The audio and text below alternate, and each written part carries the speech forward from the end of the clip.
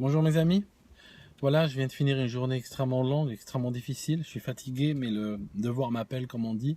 Donc il m'incombe la tâche de faire une sorte de plongée encore dans les méandres de la pensée islamique, n'est-ce pas? Pour essayer de tirer un certain nombre d'enseignements ou un certain nombre d'éléments qui permettent de justifier un petit peu l'actualité que vous êtes en train de regarder. Sous cet angle-là que je m'intéresse à la religion. Alors, première chose que j'aimerais vous dire, qui vous permettra peut-être d'appréhender un peu cette vidéo, mais les vidéos aussi qui viennent, c'est que il y a en plus de la dualité sunnisme-chiisme que j'avais évoqué très longuement et sur laquelle je vais revenir plus tard, il y a une autre dualité. Il y a une autre dualité dans l'islam, et cette dualité-là, c'est l'islam qui se trouve dans l'islam sunnite, cette dualité-là. Elle divise l'islam sunnite en deux islams, en deux religions complètement différentes. Alors, euh, il y a l'islam sunnite de la Mecque et de Médine, d'accord? C'est l'islam sunnite prophétique, si vous voulez. C'est cet islam qui est originaire de là où vivait le prophète des musulmans, donc entre la Mecque et Médine, grosso modo, dans ce qu'on appelle aujourd'hui l'Arabie Saoudite. Et il y a un autre islam, sunnite encore. Cet islam-là est né plutôt, on va dire, en Syrie et en Irak. D'accord. Il est né avec les Omeyyades, il est né avec les premiers califes Omeyyades, et il a été continué avec les califes abbassides. Il faut savoir que ces deux islams se mélangent sans arrêt avec des points d'affrontement extrêmement violents entre eux. Vous le savez, j'en ai parlé, Ibn Kathir en parle dans ses livres d'histoire, d'autres historiens en parlent en détail, des historiens sunnites, chiites et même des historiens non musulmans, c'est un fait établi. Il faut savoir que il est arrivé à l'islam de Bagdad et de Damas jusqu'à aller attaquer l'islam de la Mecque et de Médine. Les femmes de Médine ont été violées massivement. D'accord. Il y a eu des soudards qui ont violé des milliers et des milliers de femmes à Médine. J'en ai parlé il y a quelques dizaines de vidéos de cela.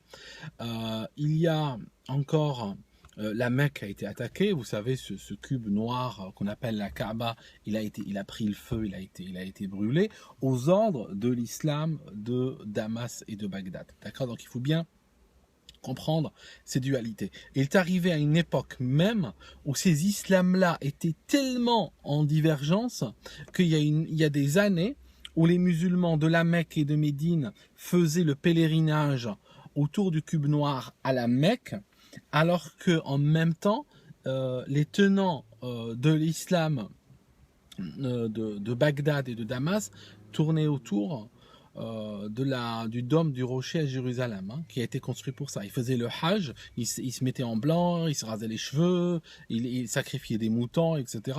à Jérusalem. D'accord. Ce dôme-là a été construit pour eux par leur calife en leur disant c'est une autre Mecque, hein, c'est une Mecque bis. D'accord. Tout ça, si vous voulez, ce genre de choses que je vais creuser avec vous en détail, permettent de bien comprendre aujourd'hui les différentes tensions qui existent à l'intérieur de l'islam.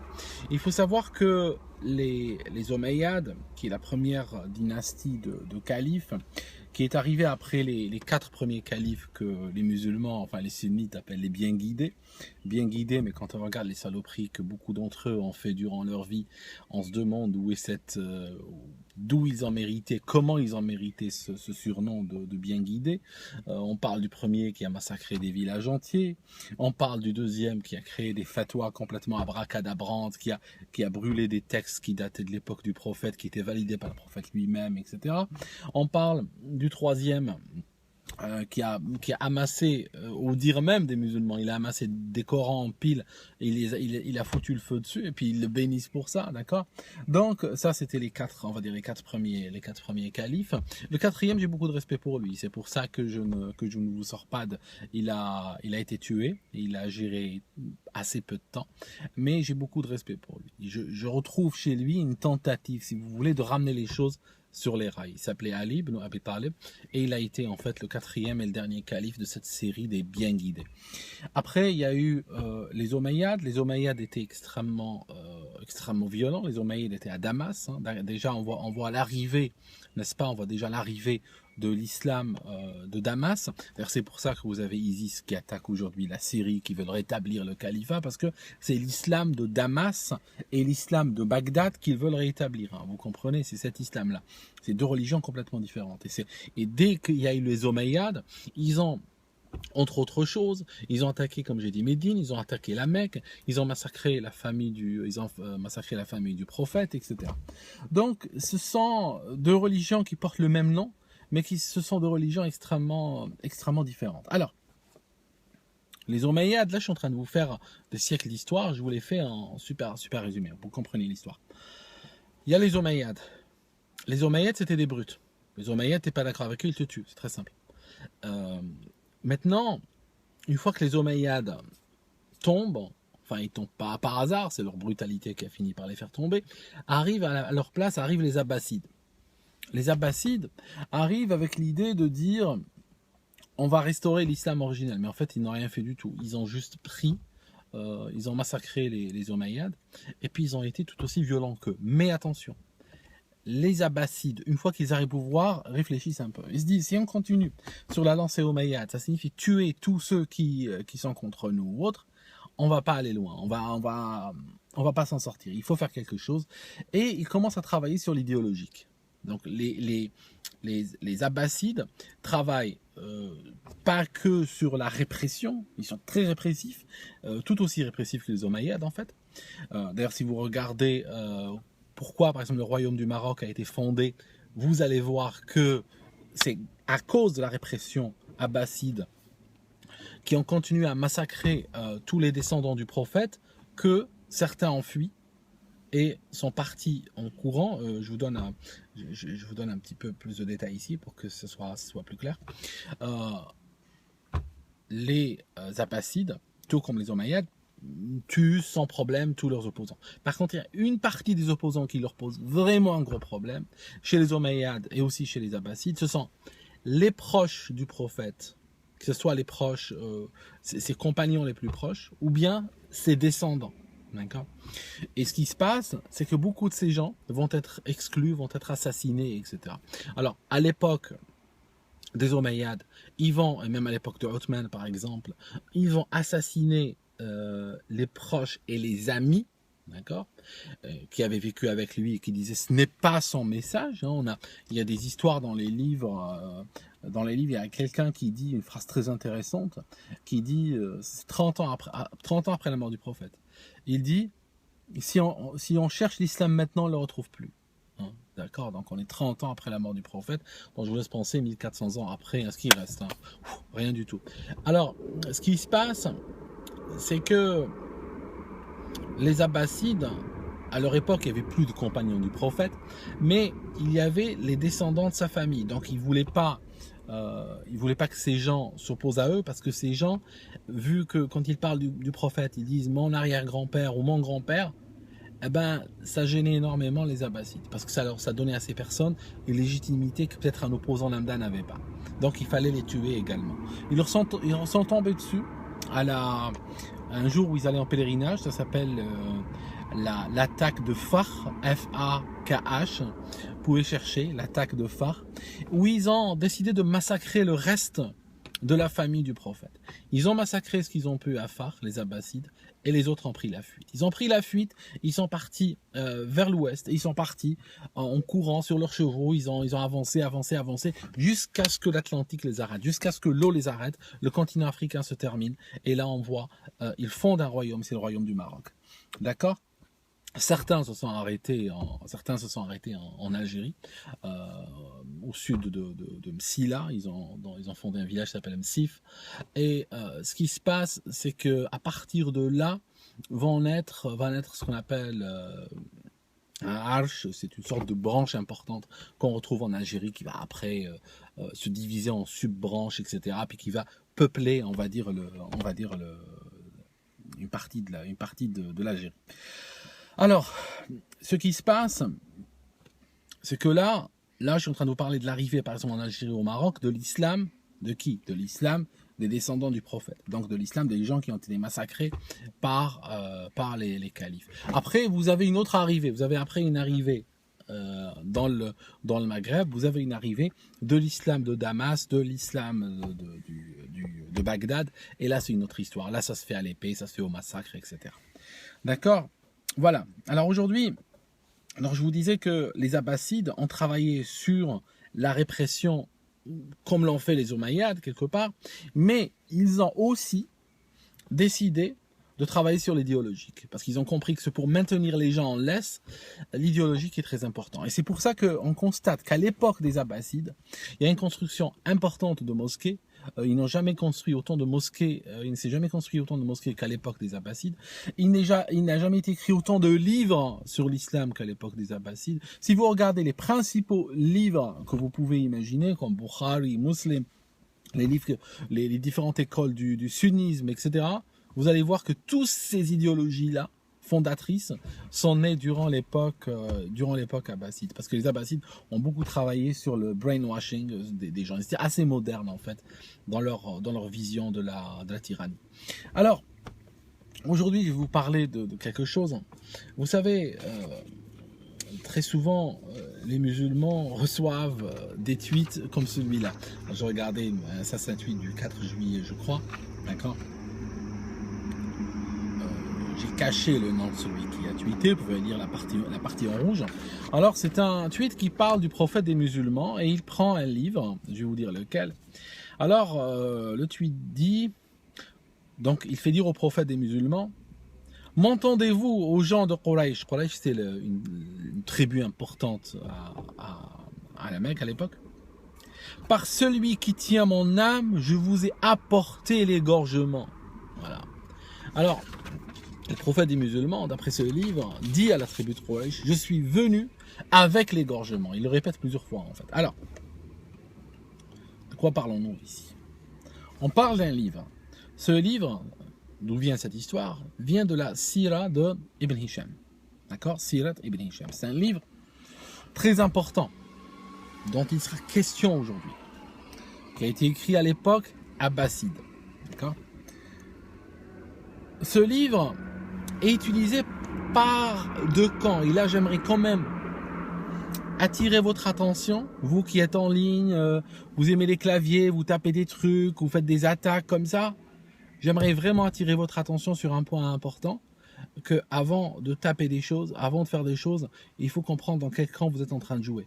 D'accord? Parce que je vais vous expliquer un point super important tout de suite. Le point que je vais vous expliquer est le suivant.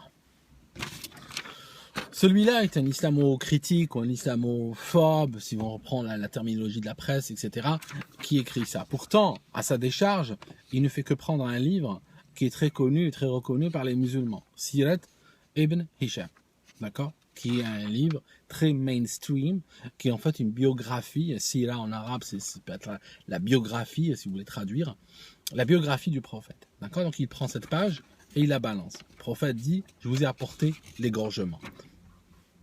Qui dit encore, je vous ai apporté l'égorgement? C'est Daesh, c'est ISIS.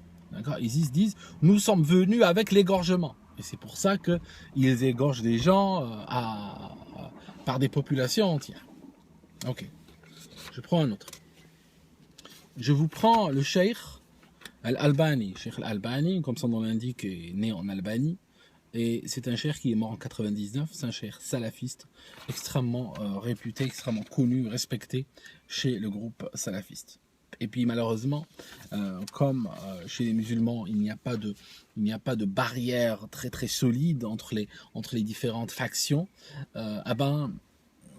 ça finit par contaminer tout le monde. Le plus agressif finit par contaminer tout le monde. Donc, Al-Albani, c'est vrai que c'est un salafiste, donc tu peux, toi, penser que il y a que les salafistes qui l'écoutent. Ben non, il y a tout le monde qui l'écoute aujourd'hui. J'ai vu des imams très modérés, sunnites, qui citent très libéralement Monsieur Al-Albani. Alors, que dit Monsieur Al-Albani? Monsieur Al-Albani, il a écrit ce livre qui s'appelle Sahih as-Sira an-Nabawiyya. Il a écrit aussi une biographie du prophète. Donc, il a écrit une biographie du prophète qu'il appelle Sahih. Ça signifie qu'il a pris que les parties qui lui ont semblé à lui dans son étude les plus solides de la biographie prophétique, la biographie du prophète. Donc j'ai pris, moi, son livre, page 149, d'accord, page 149, Et pour ceux qui lisent l'arabe, vous pouvez lire. Je vais vous le lire et le traduire, comme à mon habitude. Donc, qu'est-ce qu'il dit? Alors, l'histoire, ça commence comme ça, c'est dans les pages précédentes, mais je vous explique rapidement. C'est que il y a Quraysh, donc c'est la tribu, c'est une tribu très forte, très puissante à la Mecque, c'est une des tribus, c'est la plus puissante en fait à l'époque. Et en fait, ce qui se passe, ils sont des notables, ils sont riches, ils ont des commerces, ils ont des soldats, ils ont tout ça. Ils sont extrêmement excédés par ce nouveau prophète qui arrive, qui commence vraiment à leur casser les pieds avec ces histoires. Et ils en parlent, et ils disent, il a insulté nos dieux, il a dit des mauvaises choses sur nos parents, il a remis en cause nos traditions, et ils commencent à dire qu'ils sont excédés par lui. Et en fait, lui, pendant ce temps-là, il est en train de tourner autour de la Kaaba, à la Mecque, ce cube noir est en train de tourner autour. Alors il passe, et il sent qu'ils sont en train de parler de lui, d'après la description du livre. Donc ils disent quelque chose, ou ils font des signes, il se rend compte qu'ils parlent de lui. Passe une deuxième fois, il comprend qu'ils parlent de lui, puis au bout de la troisième fois, il est tellement excédé qu'il leur dit ceci. Je lis en arabe et je vous traduis. Atasma'una ya ma'ashara Quraysh, amma walladhi nafsi biyadihi, laqad ji'tukum bid-dabh. Elle dit, vous m'entendez Quraysh? Vous m'entendez? Il leur gueule comme ça. Vous m'entendez? Je jure par Allah, donc je jure par celui, dans le texte arabe il ne dit pas je jure par Allah, il dit, c'est une expression d'époque qui était très utilisée, je jure par celui qui a mon âme entre ses mains, donc c'est Dieu. Je jure par Dieu, je jure par Allah que je vous ai apporté l'égorgement, ou que je suis venu avec l'égorgement. D'accord? Voilà le texte. Alors, le problème, c'est que quand vous prenez le pauvre musulman lambda, au milieu de tout ça, il est un petit peu dans une situation très délicate. Pourquoi? Parce que on lui balance des trucs comme ça, à la figure. Alors ça vient d'un côté islamophobe. Il peut à la rigueur dire, ouais, mais celui-là, c'est un islamophobe, je l'écoute pas, etc. Mais bon, celui-là, tu en fais quoi? Celui-là, t'en fais quoi, d'accord? Puis après, il y a ISIS. Après, il y a ISIS, il y a des terroristes. Et en fait, le pauvre musulman, il sait pas quoi faire. Il court comme ça au milieu, et il sait pas quoi faire. C'est pratiquement du tir au pigeon, quoi. Alors, problème, je vous explique le problème. Un point très important, crucial, c'est que indépendamment de la motivation, de l'histoire, de tout ça, indépendamment de tout ça, n'est-ce pas, on va enlever le discours, on va laisser la factualité qui parle. C'est que celui-là et celui-là disent exactement la même chose, défendent exactement le même point de vue, vous êtes d'accord? Alors, celui-là a des raisons, mais celui-là en a d'autres. Celui-là, c'est quoi sa raison? Celui-là, sa raison, c'est, par exemple, exciter les troupes et leur donner un exemple de tuerie, d'assassinat et de violence pour, justement, les envoyer vers le front du terrorisme et tout ça. Celui-là, c'est quoi son but? C'est la même chose que celui-là? Non, pas vraiment. Celui-là, il se sert de ça comme une sorte de... Je t'envoie une... et je te balance un truc comme ça pour te casser les pieds, pour t'insulter, etc. Mais le problème, c'est qu'ils défendent les deux le même point de vue. Vous comprenez? Ça signifie que celui-là, il a un point de vue qui vient résonner avec celui-là. D'accord? Et c'est pour ça que moi, je ne veux pas être là. Vous comprenez? Je ne veux pas être là-dedans. Je ne veux pas, moi, à mon âge, venir commencer à faire le répétiteur de celui-là. Je ne vais pas commencer à prendre un mégaphone et répéter ce que dit celui-là et confirmer ce qu'il dit. Parce que sinon, je ferais mieux de mettre un turban et commencer à recruter pour ISIS aussi. D'accord? Voilà. C'est pas du travail, ça. Alors, je comprends que celui-là sera pas content quand il écoutera cette vidéo. Parce que je vais lui enlever des billes. J'ai enlevé des billes, des pierres, si vous voulez, qu'il jette sur les musulmans. Mais attention, ces pierres-là, c'est de l'arme chimique. Ces pierres-là, ça nous retombe dessus tous. D'accord? Voilà. Mais en tout cas, je le remercie d'avoir involontairement attiré mon attention sur ce genre de choses, parce que finalement, ça permet toujours peut toujours transformer comment dirais-je, le plan en or, essayer de sortir avec quelque chose de... Parce que moi, je vous dis un truc, moi je veux aider, alors voilà, je veux dire mon intention derrière cette vidéo, je veux aider les musulmans modérés, je veux les aider à quoi? Je veux les aider à créer un contre-discours qui vient contrecarrer l'islam radical, l'islam terroriste, l'islam de Bagdad et de Damas. Vous avez compris? C'est ce que je veux faire. Ça, c'est mon intérêt. Parce que il y a une grosse partie d'échecs qui est en train de se jouer. Il y a ta vie, ta tête, ma tête, l'avenir de tout le monde qui est dessus. D'accord? Et il faut savoir, c'est quoi, où va ta force? D'accord? Est-ce que ta force va renforcer le discours de haine? D'accord? Quitte à plaire à ton ego. Tu as vu ce que je leur ai mis? Ou bien, est-ce que ta force va casser les discours de haine? Ça, c'est le truc. Alors, je vous raconte une petite histoire. La sira, cette biographie prophétique. Cette biographie prophétique, j'ai failli utiliser un mot extrêmement grossier pour la décrire, parce que elle vaut pas plus. Et je vais vous dire pourquoi. Cette biographie prophétique, on appelle la sira de Ibn Hisham. Alors, juste, je vous explique très rapidement la sira d'Ibn Hisham, d'où elle vient. La sira de Ibn Hisham vient de la sira de Ibn Ishaq. Ah, ok, il y a deux gars en enfilade, l'un derrière l'autre. Ils n'ont pas vécu à la même époque, l'un derrière l'autre. Je vous explique. La sira, cette biographie, le premier qu'il a écrit, ce n'est pas Ibn Hisham. Celui qu'il a écrit, c'est Ibn Ishaq. D'accord? Très important la différence. Ibn Ishaq écrit une sira. Mais il l'écrit dans quel contexte, Ibn Ishaq?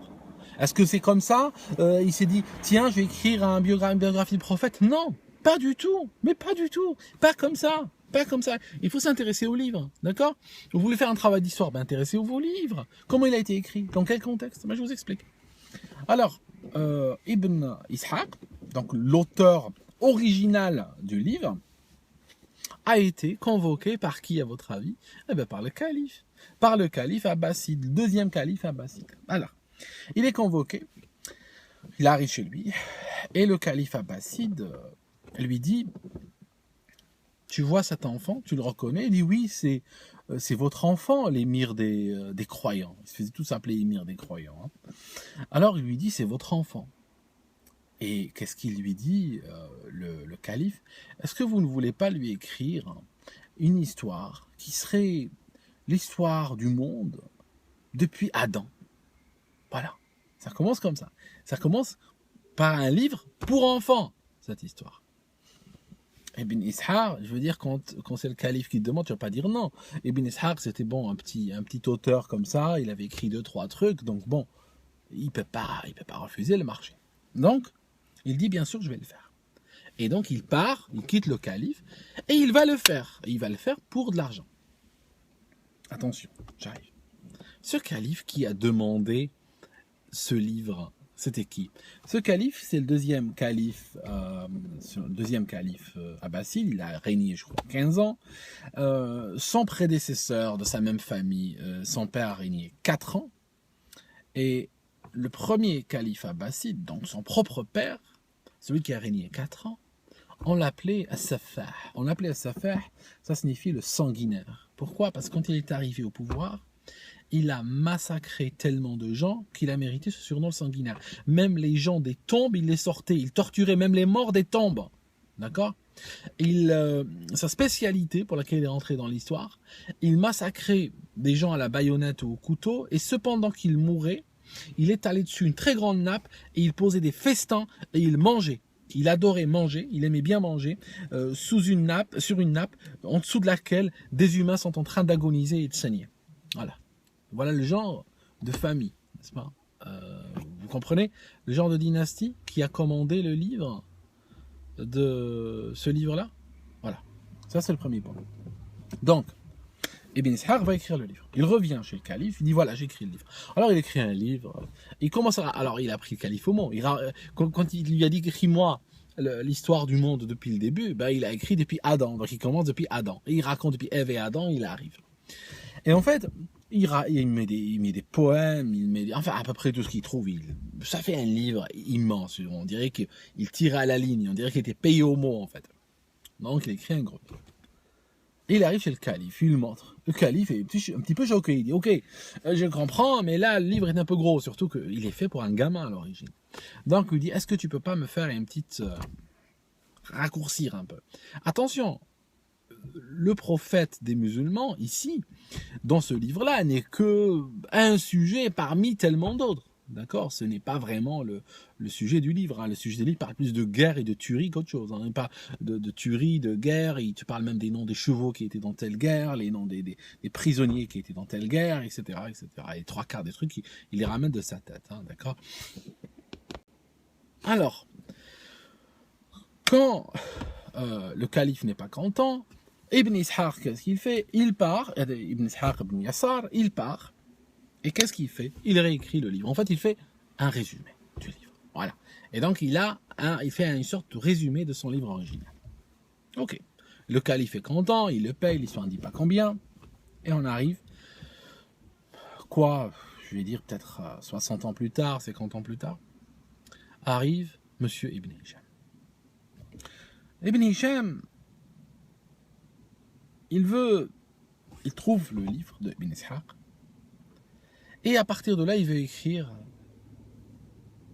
l'histoire, la biographie du prophète. Alors qu'est-ce qu'il fait?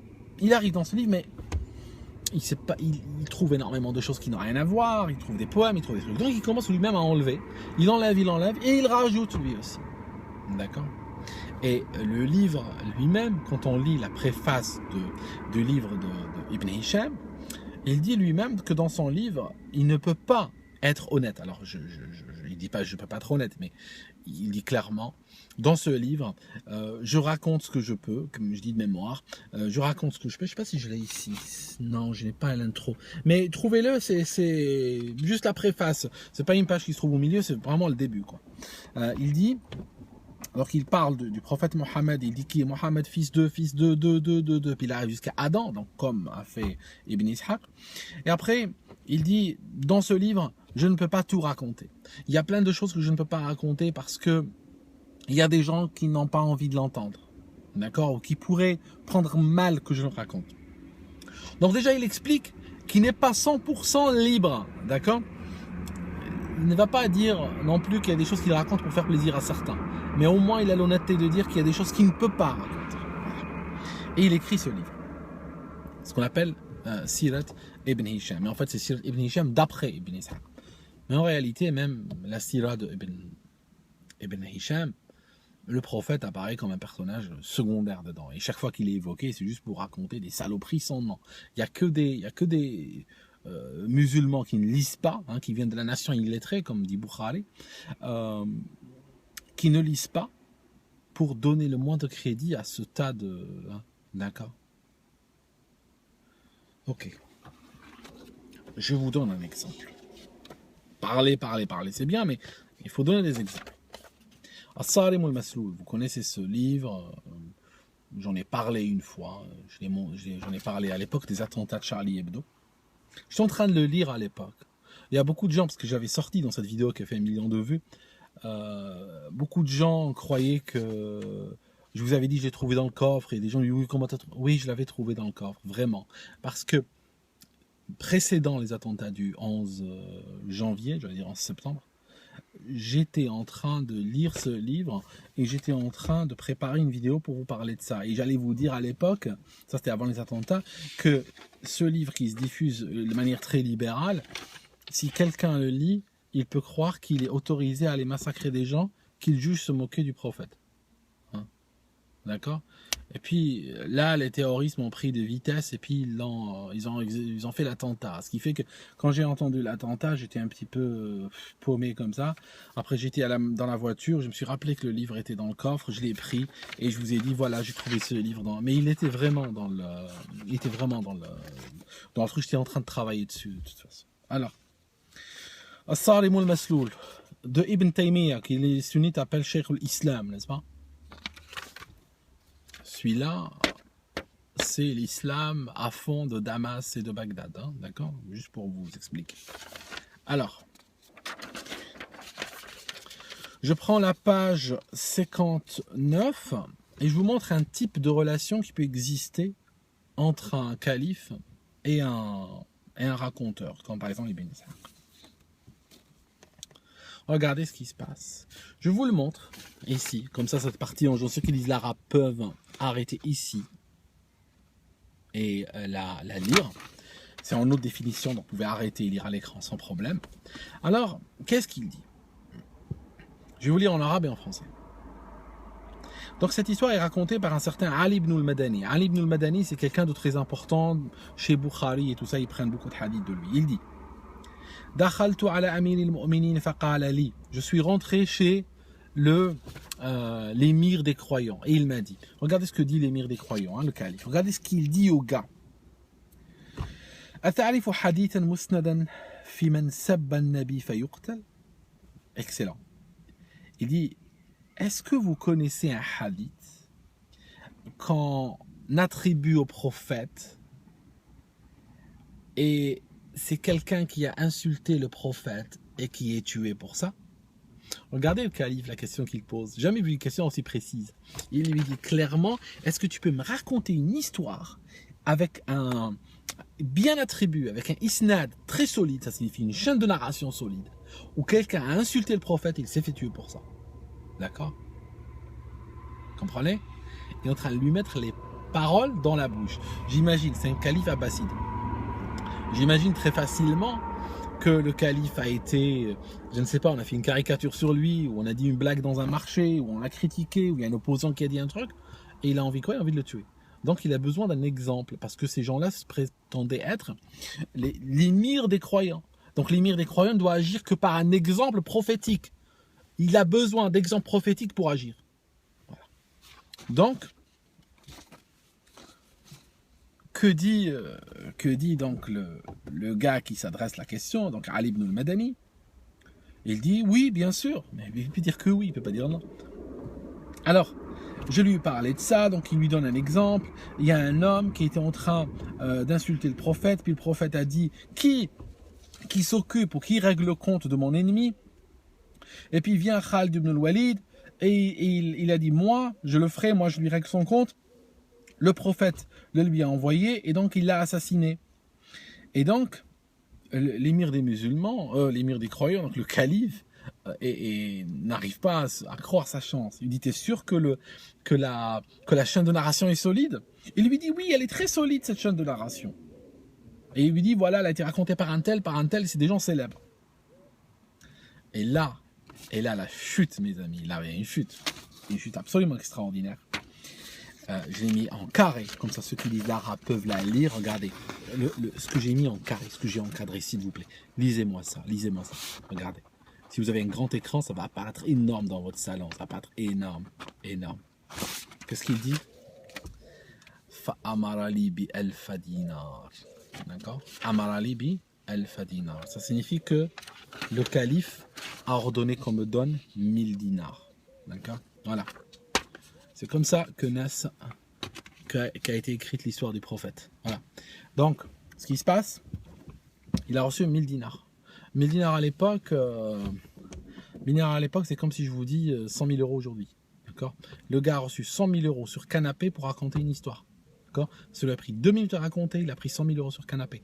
Il a raconté exactement ce que En fait, il n'a pas raconté, il a paraphrasé, il a raconté ce que le calife a raconté au début. Parce que c'est le calife qui dit, est-ce que tu connais un cas précis, documenté, que quelqu'un a insulté le prophète, que le prophète le tue? Et qu'est-ce qui se passe? L'autre dit oui, il lui raconte exactement, il lui resserre exactement ce qu'il lui a dit. Et après, qu'est-ce qui se passe? Il reçoit pour ça 100 000 euros. D'accord? Alors maintenant, je vous mets juste du point de vue de l'historien. Pas religion, oubliez la religion. Point de vue de l'historien, quand tu regardes et que tu vois que les témoins qui rapportent un certain nombre d'histoires ont été payés des sommes aussi astronomiques par des hommes politiques. Un homme politique, connu pour sa violence, paye un témoin 100 000 euros pour raconter une histoire. Quelle est la chance que cette histoire soit inventée, ou soit un mensonge, soit racontée pour les besoins de la cause? Ça, je laisse ceux qui écoutent, je les laisse juger eux-mêmes. Je ne vais pas m'étaler plus que ça. Alors, on continue. Ça, c'était un exemple que j'ai pris pour vous montrer combien pouvait rapporter une seule histoire inventée sur le prophète des musulmans. Une histoire, elle rapporte 100 000 euros. Alors un livre, alors là, c'est clair, là tu achètes le Concorde. Un autre livre. Alors, ce livre, il a été écrit par Ibn Hajar al-Asqalani. Ibn Hajar al-Asqalani, un pilier du sunnisme, un pilier. C'est lui à qui on doit l'explication, l'exégète, l'explication du livre de Bukhari, Sahih al-Bukhari, Fath al-Bari, qui est un livre très important, qui explique sur énormément de tomes Sahih al-Bukhari, a été écrit par Ibn Hajar al-Asqalani. Ce livre-là est une encyclopédie des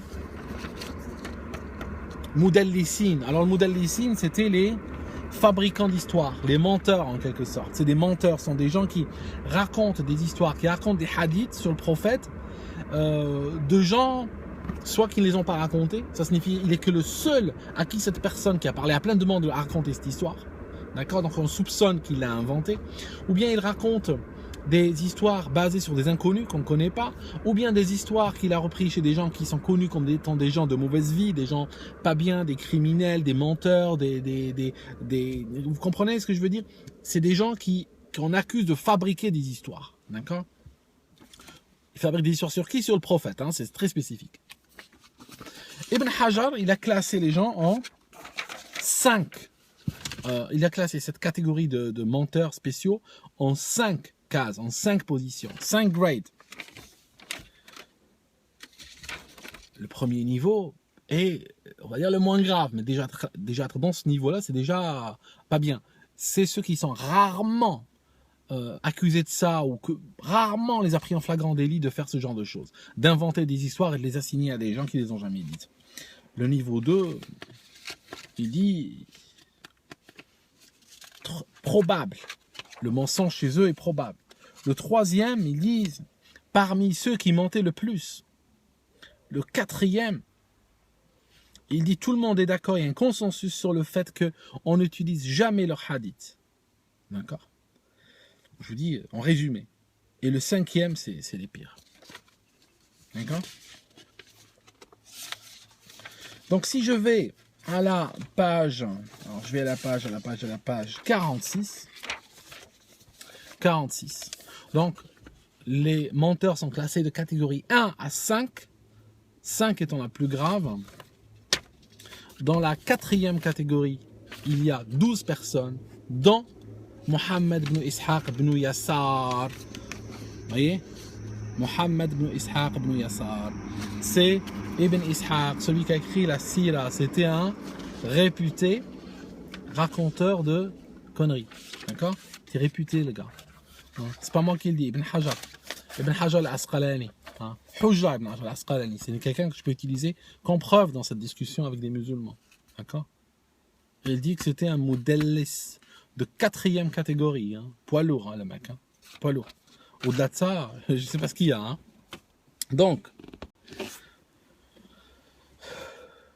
là, ça commence à devenir intéressant cette histoire. Alors, je prends un autre livre. Mu'jam al-Udaba. Mu'jam al-Udaba. Écrit par Ar-Rumi. C'est un livre qui raconte les biographies des gens. J'ai eu du mal avec celui-là. Une demi-journée pour trouver. Hein, parce que c'est pas évident. Hein. Classification était mal foutue et tout ça. Premier tome. Page. Regardez la page, vous comprenez ma douleur. Hein. 2418. Histoire 995. Il parle de qui? Il parle de notre ami Mohammed ibn Ishaq ibn Yassar. Et il dit entre parenthèses celui qui a écrit la Sira. D'accord? Il dit ça en parenthèse. Ok? Sahib Sira. Ok? Alors qu'est-ce qu'il va dire de lui? Alors, il a raconté que, on parle de lui ici, dans la page 2419, on parle de page 2419, on peut arrêter. Il citait, par exemple, juste un cas, il citait une femme dans sa discussion, dans son livre, il citait une femme, Fatima bintul Mundir, alors que le mari de cette femme dit que jamais ce gars n'est rentré chez ma femme et il ne connaissait pas ma femme. Ok, d'accord, on ne sait pas. Autre histoire. Très important. Il est parti en Irak, ce qu'on appelle l'Irak d'aujourd'hui.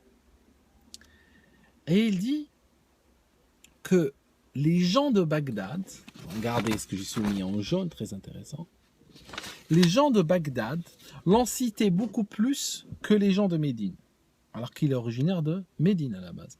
Mais où est-ce qu'il trouve le succès? Il trouve le succès chez chez l'ennemi à Bagdad. Alors en fait, il faut comprendre une chose, c'est que quand vous regardez les gens qui sont cités dans les hadiths, et tout ça, aujourd'hui dans le monde sunnite, malheureusement, vous regardez, c'est toujours des gens qui étaient proches du clan de Bagdad et du clan de Damas. Vous regardez même je vais vous faire une vidéo sur ça, j'ai tous les documents prêts, vous regardez même les proches du prophète. Tous ceux qui étaient proches du clan de Bagdad et de Damas sont des gens considérés comme des gens de confiance, des gens bien, des gens que tu ouvres n'importe quel livre de religion, il n'y a que eux qui reviennent, alors que les proches du prophète, qui étaient proches de la population de la Mecque et de Médine, ceux-là, ils ont été tués, ils ont été exclus, et on n'en parle jamais dans les livres des musulmans. On les cite, pour ainsi dire, jamais. Vous voyez le truc? Donc, lui part à Bagdad et il trouve du succès à Bagdad. Alors, dans une histoire racontée, une histoire un petit peu cocasse et tout, كان محمد بن إسحاق يجلس قريبا من النساء في مؤخر المسجد. Il s'asseyait à l'arrière dans la mosquée près des femmes. Et en fait, فيروى عنه أنه كان يسامر النساء. Il draguait les femmes en fait. Il draguait les femmes à la mosquée. Alors bon, juste pour vous parler du personnage, hein, je dis pas que parce qu'il drague les femmes à la mosquée que ça en fait un mauvais musulman. Hein. Je veux dire, je suis juste en train de... Et en fait, il y a l'émir de Médine qui l'a puni en lui coupant les cheveux, d'accord, et puis en lui donnant quelques coups de fouet, puis il lui a interdit de s'asseoir là-bas. Hein. Je vous montre la première ligne pour ceux qui lisent l'arabe, c'est assez cocasse. Donc, ce qui se passe, c'est que il y a eu des paroles entre lui et comment il s'appelle, Malik ibn Anas, fondateur de l'école malékite. Donc pardon du peu, hein. C'est pas le premier venu quand même, Malik ibn Anas. Vous savez comment il le décrit, Malik ibn Anas, comment il décrit Ibn Ishaq? فقال مالك انظروا إلى دجال من الدجاجلة. C'est un dajjal parmi les dajjal. D'accord? Et Malik était tellement fâché qu'il a utilisé le pluriel dajajila, d'accord, pour dajjal. Donc il a créé ce pluriel qui n'existe pas en arabe en fait, dajajila. Le pluriel de dajjal en arabe n'est pas dajajila. Et en fait, Ibn Mandour, dans son encyclopédie de l'arabe, a retenu, il a dit qu'il n'y a que Malik, quand il a parlé de Ibn Ishaq, à avoir utilisé le pluriel sous cette forme-là, le pluriel de Dajjal. C'est rentrer dans l'encyclopédie de l'arabe, cette phrase, cette sortie.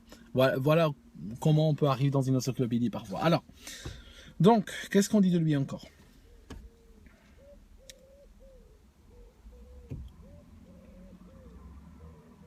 Il s'est trompé énormément dans les arbres généalogiques, parce qu'il décrivait dans les histoires des gens, il parlait un tel est le fils d'un tel, fils d'un tel. D'ailleurs pour le prophète Mohammed, il va dire fils d'un tel jusqu'à Adam et Ève, et ils disent qu'il s'est trompé énormément dans ces arbres généalogiques. Donc c'était fantaisiste. D'accord ? Alors je vous dis en arabe et en français encore. كان يحمل عن اليهود والنصارى ويسميهم في كتبه أهل العلم الأول. Il prenait, il pompait, yahmilou, il pompait directement, il plagiait chez les juifs et les chrétiens, d'accord, qu'il appelait les gens du premier savoir. Ok,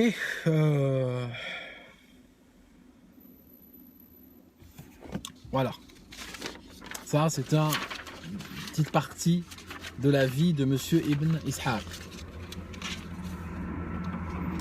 Majmou' al-Fatawi, Ibn Taymiyyah. Ibn Taymiyyah, dans son Majmou' al-Fatawi, c'est une grosse encyclopédie qui fait des fatwas. Et donc là, on est dans le volume 13, on est dans la page 345. D'accord ? Qu'est-ce qu'il dit de lui ?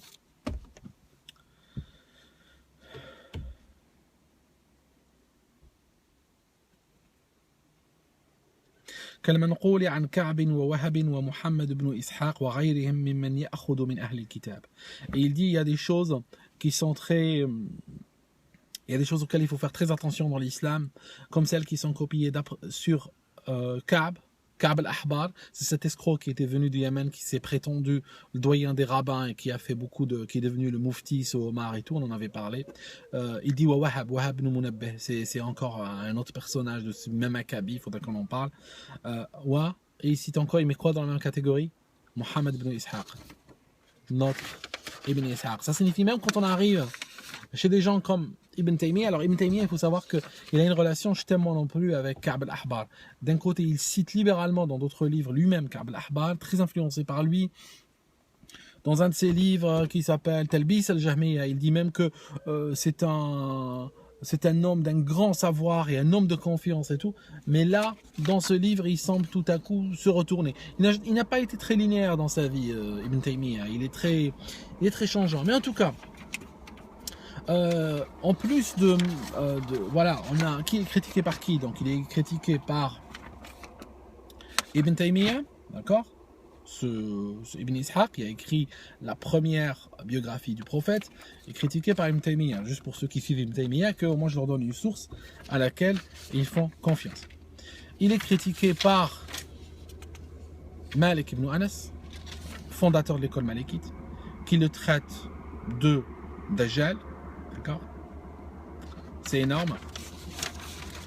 J'avais une autre source où il y a Ahmad ibn Hanbal, le fondateur de l'école Hanbalite, qui le traite lui aussi de menteur.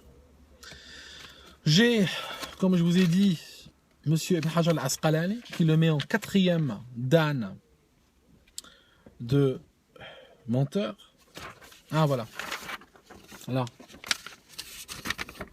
Si vous regardez dans la dernière ligne là, il cite Ahmad ibn Hanbal, qui critique, qui confirme que ce gars c'est un modèle.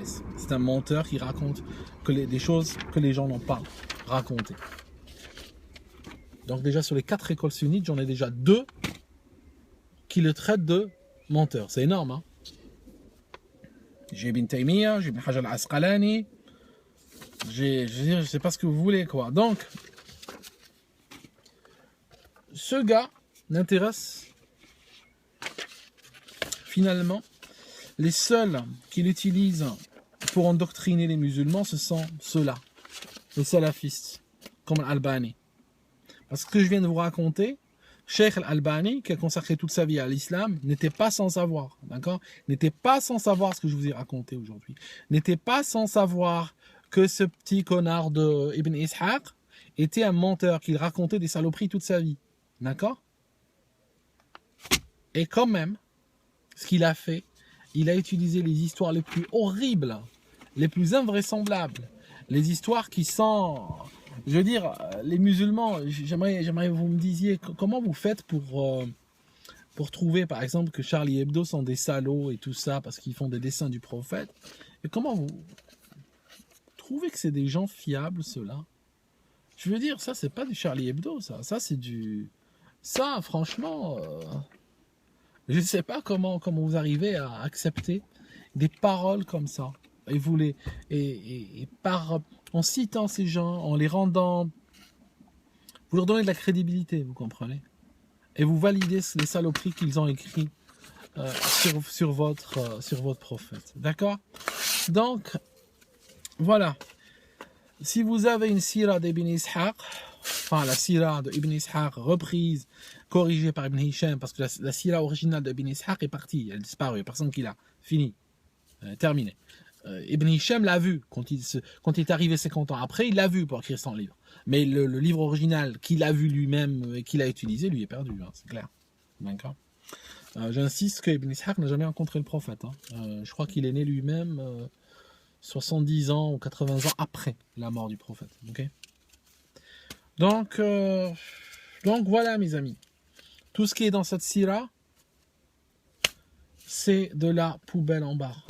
Je vous le dis. Du point de vue de l'historien, ça ne vaut strictement rien. D'accord?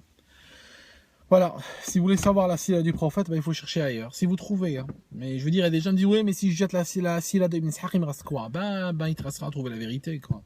Je veux dire, quand on rejette le mensonge, c'est déjà un bon départ, n'est-ce pas, pour trouver la vérité. Ok. Et puis je sais qu'il y a même beaucoup d'islamophobes qui vont me dire ouais mais c'est pas vrai, aldostérone, c'est pas cool de ta part, c'est pas très Coubertin, la Silla de Ben Ishaq, nous on adore, ça nous permet de faire des tweets, on se fout de leur gueule et tout ça, on leur fait des tweets comme ça, puis ils les empêchent de dormir et tout. Ouais, je vous comprends, mais bon, c'est de la merde cette Silla, vous comprenez, hein. Ce qu'il y a dedans, je vais dire, je peux pas soutenir ça, tu comprends. Même si ça t'aide et tout ça pour tes trucs, tu peux pas soutenir un texte pareil. Tu peux pas soutenir un texte pareil. Parce qu'il y a plein de gens qui sont brainwash, qui deviennent des terroristes sur la base de ces textes-là, d'accord. Donc tu peux pas, toi, venir derrière ces textes, les soutenir sur la base que ça te permet de faire des tweets, quoi. Enfin, voilà, mes amis. Je vous laisse et puis je souhaite tout de bon, quoi.